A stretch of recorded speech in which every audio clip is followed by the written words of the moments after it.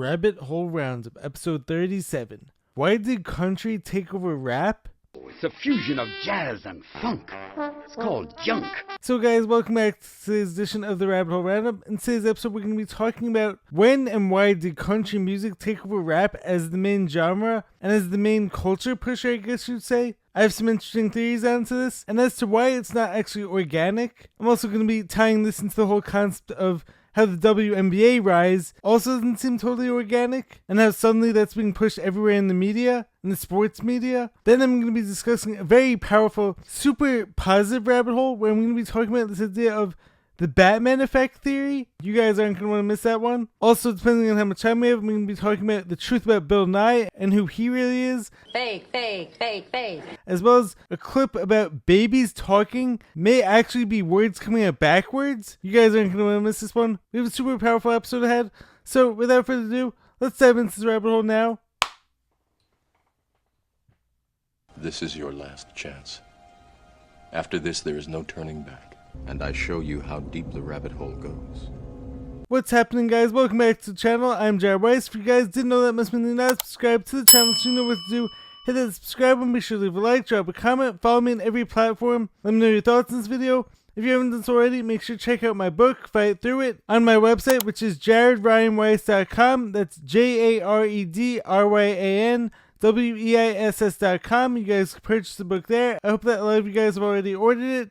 I appreciate all the feedback I've been getting so far on it. I'm working hard to put out awesome content, so I'd really appreciate any support. So to start things off, why did country music take over rap as the main genre? My first thought is, could it have something to do with the whole Diddy situation getting exposed and all the darkness that happens in the whole rap industry? So if all these rappers are tied into everything that Diddy was doing, especially because he was obviously this huge music mogul, a billionaire, who was tied into every rapper, basically. I mean, starting with Biggie Smalls, then he becomes best friends with Jay-Z, he becomes best friends with all these top athletes, with all these massive celebrities, and then, what did we all find out recently? He was running a whole trafficking ring, essentially, allegedly at least, and there were a lot of very dark crimes associated with him. So, what better way to not have to deal with all that than to shift everyone's attention to a new genre of music? Wouldn't it be easier if it all just blew away?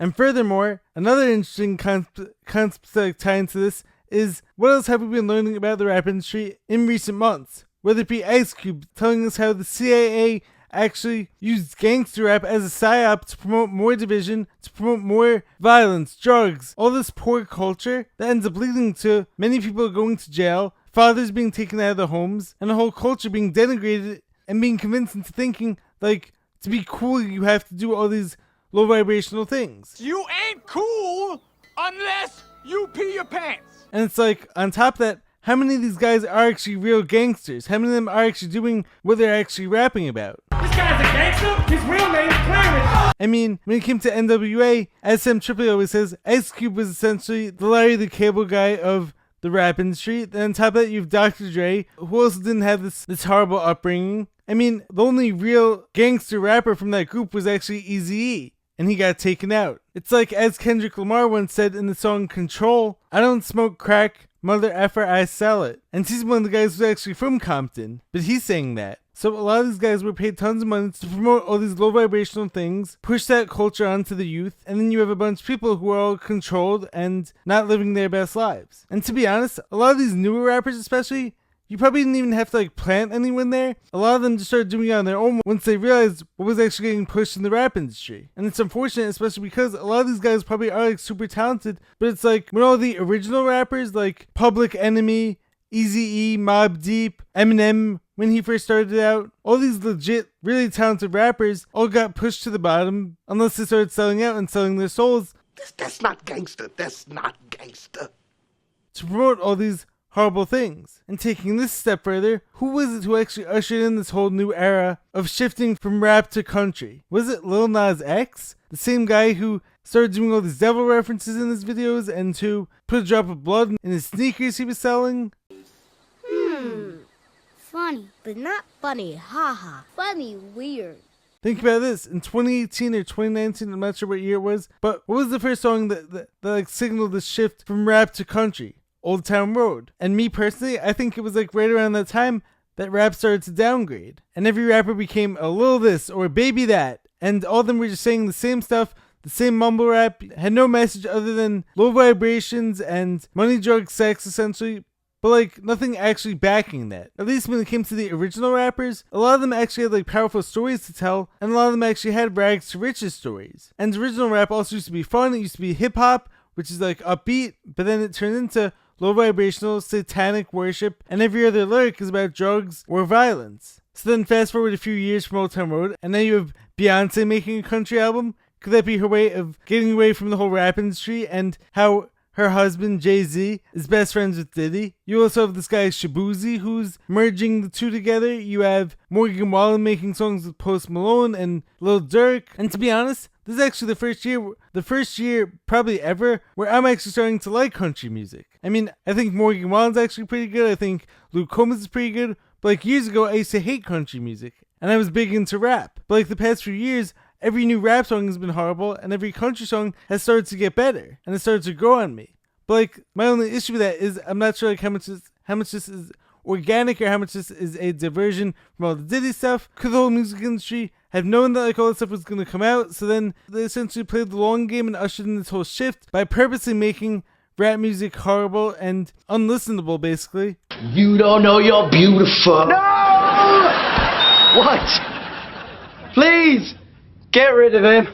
And shift us into liking more country music. But could there be any gems that are going to come from that? I don't know, possibly. I just found this to be a very interesting idea and an interesting concept. Like, a lot of people are noticing. So, like, I've had plenty of conversations about this topic with my younger brother, with my best friend, and, like, a lot of their other friends are also noticing the same shift. What do you guys think? Do you think, like, the shift from rap to country, controlling our culture and being the main genre, was organic and was it authentic? Or could there be some type of new agenda behind that? And could this be the same thing that's going on with the whole women's basketball thing? I mean, could this all be tied into the whole cultural Marxism and convincing people that men and women could do the exact same things as each other? There's no differences at all. And look, I'm all for people being able to do what they love. I'm all for women's basketball. I'm all for basketball getting uplifted and being better, especially because I'm a basketball player myself and I'm a basketball fan myself. But I'm just curious as to how much this is actually happening authentically. I mean, just like 2 or 3 years ago,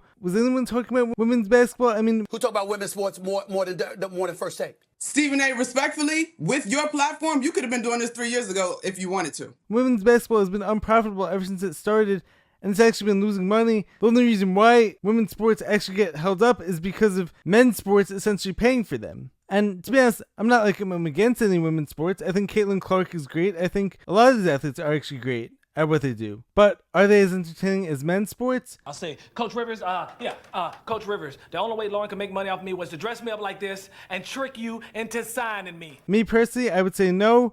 But if you're into that, great. I'm just wondering whether or not this is happening authentically. Because if it happens authentically, then I think it's great. I think it's great that more people get to make money doing what they love, pursuing their passions. I think that's awesome. But when you see like a huge cultural shift, I mean, you see people, whether it be on the mainstream news, whether it be sportscasters, whether it be content creators, all suddenly talking about the same things, it makes me wonder whether or not there's industry plants who are being placed there to push a certain agenda for certain reasons, which I can only speculate on as of right now. Let me know your thoughts on that. Am I on something here or am I crazy? You're not crazy. Not crazy. And hey, if Caitlin Clark, because she is like the female Steph Curry, if she actually is that good, that she's drawing all this new attention to the WNBA, then great for her. I think, once again, if it happens organically and authentically, I think it's awesome. I just don't like when there's an agenda behind pushing certain things and certain people. That makes me skeptical as to what's really going on. Next up, I saw a very powerful video the other day talking about this idea of the Batman effect theory. And so I've really been trying hard to find super positive conspiracies recently, especially because I think we all need more of them. I think the world needs more of them right now. I think we actually need to realize our own power rather than over-focusing on the darkness. And of course, I know there's a lot of darkness going on, and like I'm not saying we should ignore it. We definitely do need to talk about these things, but not at the expense of promoting positivity, spreading more love, kindness, and helping people realize how much power they actually have. So let's watch this together. I think you guys are really going to find this powerful. You know the whole Batman effect theory? No. There are two groups of kids, and the first group of kids were asked to do a task.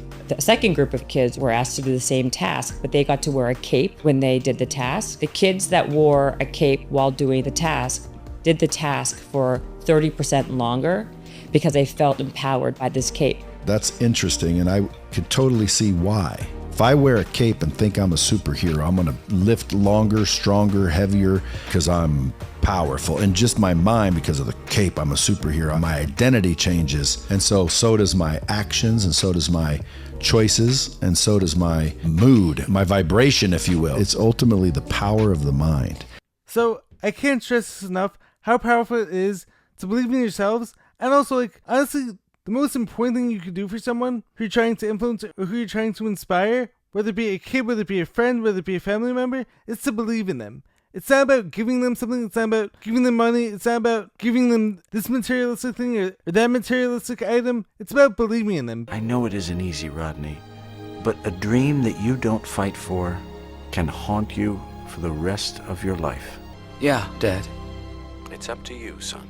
Because if you could get someone to believe in themselves by first showing them that you believe in them, you could actually change their lives, you can make such a powerful impact on them, you could show them what they're capable of, and then they're going to take it from there, because as the theory shows, once kids, or any of us in general, start to believe like we're superheroes, we start acting that out, and we actually start doing things that we didn't even think were possible beforehand. Even if it's something as simple as encouraging someone every time they fail, telling them to get back up, telling them like they could do it, be the reason why someone succeeds. We have to get away from this whole culture of limiting people to save them from themselves, or to tell them why they're not good enough, and to pull them down, as the whole crabs in the bucket story goes. If we could all uplift people and convince all of us how powerful we are, there's not going to be a shortage of success to go around for all of us. We could all be great. We all have the power. We just have to believe in ourselves, and hopefully, if we can have others believe in us too, that's honestly such a powerful blessing that I hope all of us could experience. So I believe in you. I think we're all capable of being superheroes. We just have to break through our limiting beliefs. Next up, we have the truth about Bill Nye and who he really is. Is he really a scientist, or is he just playing a role? Remember Bill Nye, the science guy? You go to Wikipedia and it says actor. He's not actually a science guy. He's actually not even scientific. He's just an actor. They paid him while we were in the Rockefeller schools to make us believe all the narrative. That's who Bill Nye, the science guy, is. Trusting the science. Remember that whole thing? He's an actor. They're all actors. And they're just brainwashing you while you're young, so you're like, oh, I love Bill Nye. You know, he's telling me about how we're going to the moon. Even though Buzz Aldrin said we never went. But Bill Nye told me. Bill Nye's up there. And then now all of a sudden when you need some climate nonsense or science to back you, you know, like you need to take 75 boosters so that you can be safe, Bill Nye will come out and be like, oh, I got 85 boosters and now I'm fixed. It's like, no, dude, you're an actor. You're an actor. You're all actors. And if you don't understand it, you believe people, oh, Bill Nye told me, I better go get 85 more of these. Better go and stick these heavy metals into my body again. That's gonna fix me. So of course, as is typically the case for any of us who've studied the whole Rockefeller education system and understood how their whole goal is to create a nation of workers rather than a nation of critical thinkers, if they could push this science guy onto us from an early age, then what ends up happening? You get a bunch of kids growing up trusting the science and trusting this guy, even though he's just an actor. He's not even a real scientist. And so, like, whatever he tells us to convince us, like, that we evolved from monkeys, or that we're just this insignificant speck of dust in this massive universe, and we don't matter, and we don't have a purpose, and the whole Big Bang Theory, evolution, all that nonsense to convince us that we're actually less important than we really are. If you start that from a young age, you end up creating a nation of workers rather than a nation of thinkers who can actually think for themselves, but like actually fully believe, like, a lot of us are actually stepping into our own power and realizing where we've been lied to. So like, I have hope for the future, and I believe it's going to be a bright one. We're so much more powerful than we've been led to believe. It just starts with stepping away from all these limits, from all these people who try to convince us that we don't matter because we're not an expert or we're not a scientist, and then we just have to listen to this person and outsource the knowledge to that person. We need to get back to trusting ourselves, doing our own research, and if we do that, what many of us will realize is how much power we have, that we were all put here for a reason. I believe that we actually chose to be here. We're all God's children. We didn't just come here by accident. and we can do anything. Next up, I have a very interesting theory that came up on my TikTok feed the other day. This is some wild stuff. You guys are going to find this super interesting. Hear me out. I propose that we live in the upside down. Like the one in Stranger Things. Parallel dimension that mirrors our world, but is sick and twisted. There's proof that when babies are born, they're not speaking gibberish. They're actually speaking backwards. You can try this with any baby recording. Play backwards, and you'll hear clear and concise words. These precious and angelic little beings come here to teach us, to help us remember where we really come from. The study that I'm referring to, please check out. It'll be in the work site. It shows that as early as 4 months of age, babies are saying these words backwards. And by 13 to 14 months, it's more and more complex words. In Twin Peaks, the Red Room is very similar to a type of upside down, where everyone moves in backwards motion and everyone speaks in reverse. Consider our real world anomalies. It's easier to be sick than to be well, to be in financial bondage than to be free. It's more expensive to eat natural, organic food. Continue with me on this journey just a little bit longer. Now, the CIA's unredacted files about the gateway experience are really fascinating. They show altered states of consciousness through brain hemisphere synchronization. Their files suggest that our perception of reality and reality itself may be more malleable than we think. So are we in a shared delusion that we no longer have to support? Now that we are becoming aware and awake, we can shift our actions and our vibration and collectively shift the entire reality and return home. So, I actually think it's actually a very inspiring and powerful message. But, like, what is this idea that, like, babies are actually saying real words just backwards? Get out! It's actually been said that, like, babies and, like, kids are actually the closest to God, especially because they essentially just came from God and we're with God. And I believe that, like, all of us are ultimately God's children. And it's also been said that, like, kids are actually the most down to earth, both figuratively and also physically and literally. And also, like, if any of you guys, like, are around kids, you can actually see, like, how so many of them are able, like, to live in the present moment. Like, could be upset one minute, could be happy the next. So, like, there's actually a lot to be learned from kids. But, like, I'd actually never heard this before, and I mean, like, I've never tested it out.